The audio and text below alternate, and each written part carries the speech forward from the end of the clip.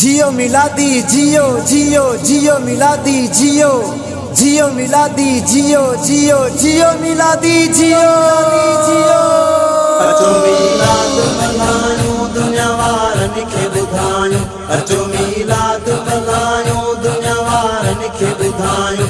घर गेटनि खे सजायूं दुनिया वारनि खे ॿुधायूं। घर गेटनि खे सजायूं दुनिया वारनि खे ॿुधायूं। अचो मीलाद मल्हायूं दुनिया वारनि खे ॿुधायूं। अचो मीलाद मल्हायूं दुनिया वारनि खे ॿुधायूं। रब असां ते वॾो थियो महिरबानो वा पंहिंजो मुहबो ॾेई कयो अहसान वा। रब असां ते वॾो थियो महिरबानो वा पंहिंजो मुहबो ॾेई कयो अहसान वा। पंहिंजो महबूबो ॾेई कयो अहसान वा। अचो रस्तनि खे बुहारियूं दुनिया वारनि खे ॿुधायूं। अचो रस्तनि खे बुहारियूं दुनिया वारनि खे ॿुधायूं।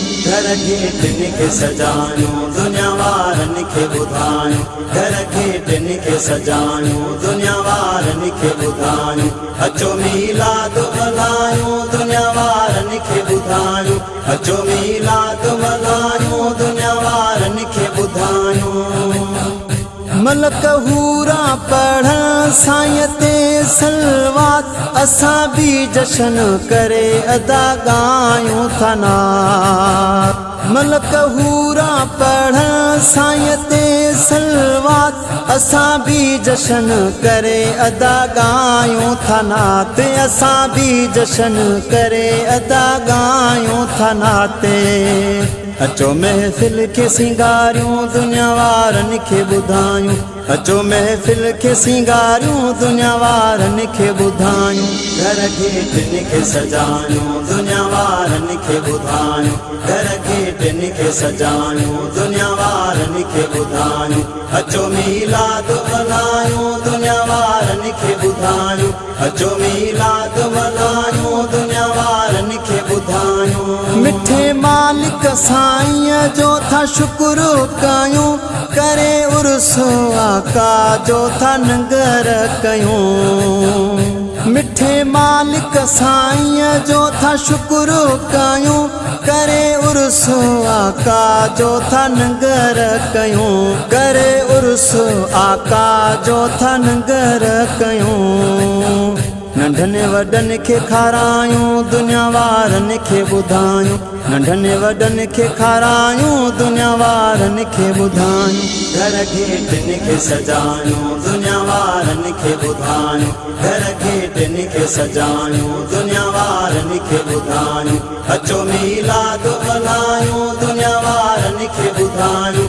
अचो मीलाद मल्हायूं दुनिया वारनि खे ॿुधायूं। चनो ज़ाहिद मीलाद जुनातियूं लेखे इश्क मोहब्बत मां ज़ाहिद मुघेरी पढ़े।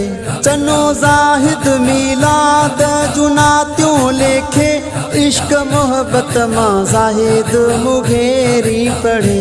इश्क मोहब्बत मां ज़ाहिद मुघेरी पढ़े। पढ़ी आशिकनि खे था ठारियूं दुनिया वारनि खे ॿुधायूं।